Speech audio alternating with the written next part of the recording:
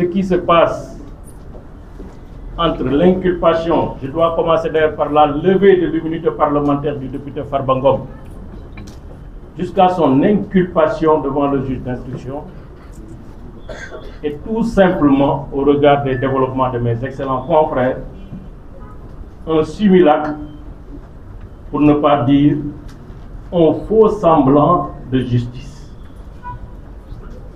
Parce que le plus grand criminel a quand même des droits. Le plus grand criminel,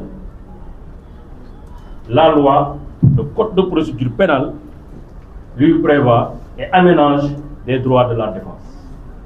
Au moins, la moindre des choses quand on est devant une justice, c'est de savoir pourquoi on est là, pourquoi on est arrêté, pourquoi on est poursuivi, pourquoi on est inculpé, pourquoi on décerne un mandat de dépôt.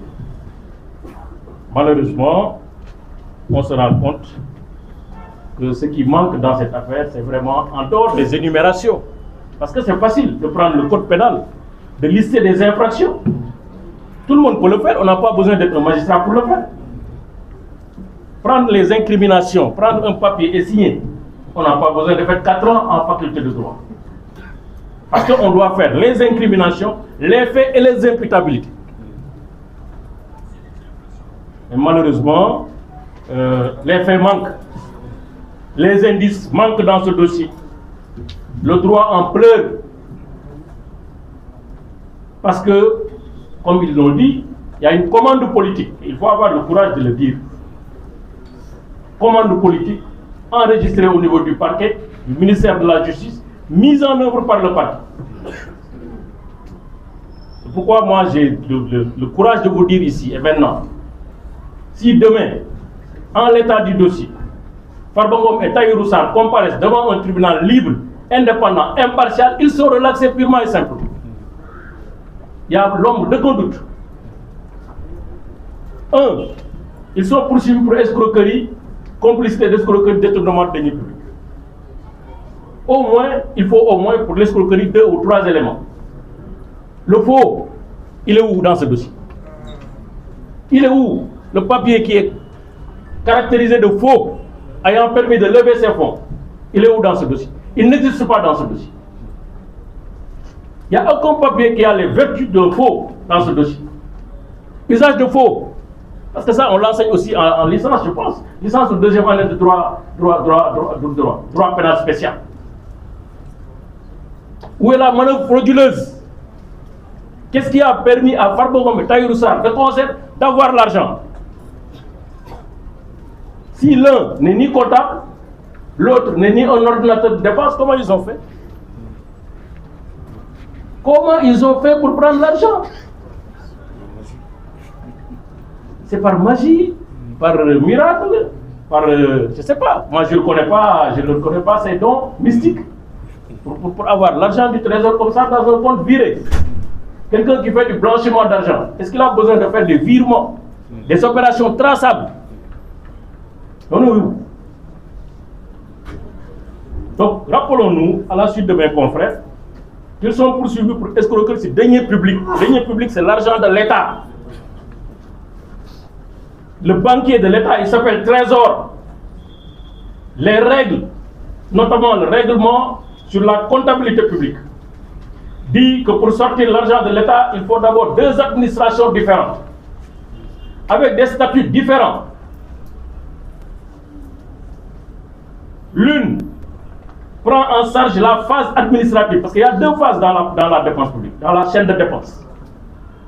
Prend en charge la phase administrative qui va de l'engagement de la dépense jusqu'à la liquidation et le paiement et l'ordonnancement. Ça fait 3 étapes. On engage parce qu'on constate une créance de l'État. On liquide parce qu'on considère que la créance qui est déjà constatée est devenue exigible. On doit payer. Après, on ordonne, c'est ça l'ordonnancement. Au comptable public de payer, c'est la 3e étape. Engagement, liquidation, ordonnancement. C'est un service qui est là-bas, quelque part. Soit c'est dans les ministères, soit c'est dans les services, soit c'est dans une agence publique, soit c'est dans l'agence judiciaire de l'État. etc., qui ont les qualités d'engager les dépenses. Après, à côté, il y a la phase comptable, qui est la deuxième phase de l'opération de défense. C'est un comptable public. On veut dire pour payer ce logement, il faut vérifier que ce que vous payez est dû par l'État. Il faut avoir les preuves que ce que vous payez est dû par l'État du Sénégal. Il vérifie, il engage sa responsabilité personnelle et les deniers publics de l'État pour accorder la dépense, donc pour procéder au paiement, qui est l'acte libératoire de l'État. Ni Tahirou Sarr, ni Farba Ngom ne sont des ordonnateurs dans cette affaire. Ils ne connaissent aucun ordonnateur, le débat n'a sorti aucun nom d'un ordonnateur. À ce jour, aucun ordonnateur, aucun comptable public, aucune complicité établie, aucune relation établie entre Farba Ngom, Tahirou Sarr et un ordonnateur. Khana Guinélé, qui a engagé, qui a ordonnancé, qui a liquidé, qui a payé. Farba n'a pas de cachet de l'État du Sénégal, n'a pas de mandat public, encore moins Tahirou Sarr. Il n'est pas notre client, mais on le défend parce que simplement, injustice. Pour me le faire que dans le wane. Parce que dès que nous avons dans ce cas, comment on peut dire qu'il y a quand même escroquerie? S'il n'y a pas escroquerie, il n'y a pas d'infraction, il n'y a pas une activité criminelle sous-jacente, on ne peut pas dire qu'il y a blanchiment d'argent. On ne peut pas dire qu'il y a blanchiment d'argent. Sinon, on viole le droit de propriété. Nous tous, des fois, on nous appelle dans nos banques. On fait un dépôt de 10 millions, 15 millions, 20, mais on nous appelle. Vous dites justifier, on justifie. Ce que la CENTIF a fait, c'est une commande politique exécutée. C'est ça la réalité. Le directeur général a été nommé, le président de CENTIF a été nommé en septembre 2023. 24.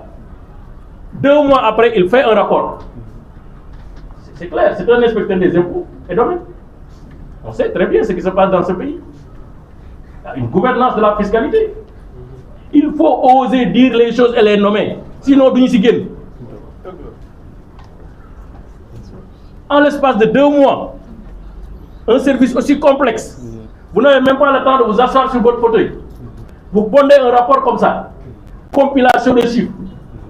On compile tous les mouvements qui ont été faits dans le dossier, dans les comptes de Tahirou Sarr, de 2013, 2014 à 2024. Pour un nombre d'affaires, ça va faire 91 milliards.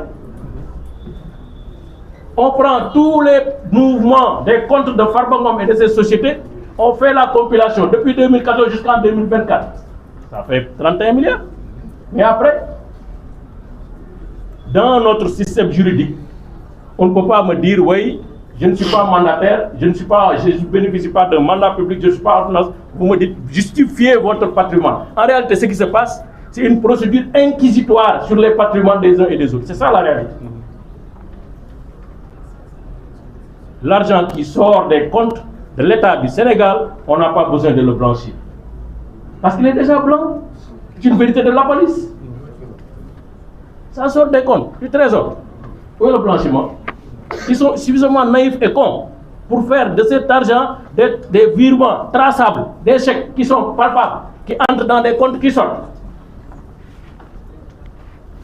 Je l'assume, Farba Ngom, c'est notre camarade de parti. Je ne le défends pas parce que c'est notre camarade de parti. Il y a 1000 manières de défendre quelqu'un. Yonent bi sallallahu alayhi wa sallam dafa ne bu sa mbokk tooñee da nga koy ñaanal njëkk. Farba bu tooñoon dañuy ñaan njëkk ñun ñaanuñu njëkk. Demande wuñu médiation pénale, demande wuñu dara. Justice et application de texte la ñuy demande. On vous remercie de votre attention. Merci.